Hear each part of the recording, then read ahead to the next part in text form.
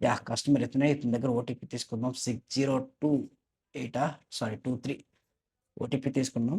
ఇక్కడ నుంచి డ్రాప్ వామ్మో! ఏంది భయ్యా 20 కిలోమీటర్లు చూపిస్తుంది. ఆ! రాంపల్లి అంటే భయ్యా డ్రాపు. మంచి విషయం ఏందంటే 20 కిలోమీటర్ల దూరాన్ని కూడా 30 నిమిషాలు మాత్రమే చూపిస్తుంది మ్యాప్‌లో. టైమొచ్చేసరికి 34 నిమిషాలంటే ఓకే. రీజనబుల్. మనం 30 మినిట్స్‌లో ఒక రూ. 200 వరకు ఎర్నింగ్ చేసుకునే స్కోప్ అయితే ఉంది.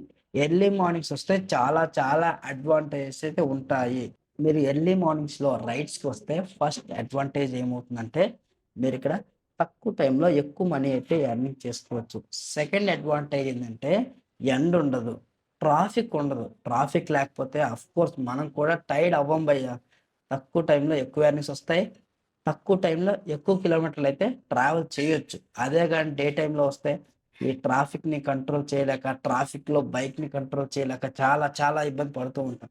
ఒకవైపు చాలా విపరీతమైన ఎండ కొడుతూ ఉంటుంది. చేతులు, కాళ్ళు కాలిపోతూ ఉంటాయి. బట్ ఎర్లీ మార్నింగ్ చూస్తే ట్రాఫిక్ ఉండదు, ఎండుండదు, ఏమీ ఉండదు.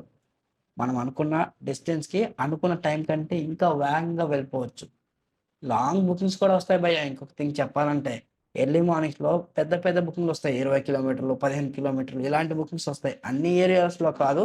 కొన్ని స్పెసిఫిక్ ఏరియాస్‌లో మంచి మంచి బుకింగ్స్ అయితే వస్తాయి. సో, ఏ ఏరియాలో వస్తాయనేది కూడా ఈ ట్రిప్ అయిపోయినాక మీకు చెప్తాను. కానీ మీరు ఎక్స్‌పీరియన్స్ అవ్వాలి ఇక్కడికొచ్చి. నేను చెప్పినంత మాత్రాన అక్కడ వస్తాయి అని కాదు. ఏందంటే మీరొక 10-15 డేస్ వర్క్ చేస్తే మీకొక క్లారిటీ వస్తుంది. ఎర్లీ మార్నింగ్స్‌లో ఏ ఏరియాకి వెళ్తే మంచి బుకింగ్స్ వస్తాయి. ఏ ఏరియాకి వెళ్తే బుకింగ్స్ రావు అనేది.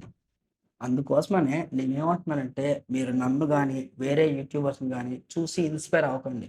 వాళ్ళు చెప్పిన ఇన్ఫర్మేషన్ నిజమా? కాదా? అని తెలుసుకోండి. తెలుసుకున్న తర్వాత ఈ బైక్ టాక్సీలో నిజంగా డబ్బులు వస్తున్నాయి. ఆ డబ్బులు మీకు యూజ్ అవుతాయి అనుకుంటే ఇక్కడొచ్చి వర్క్ చేయండి. ఒక 1 మంత్ అలా సరదాగా వచ్చి ఇక్కడ పని చేయండి.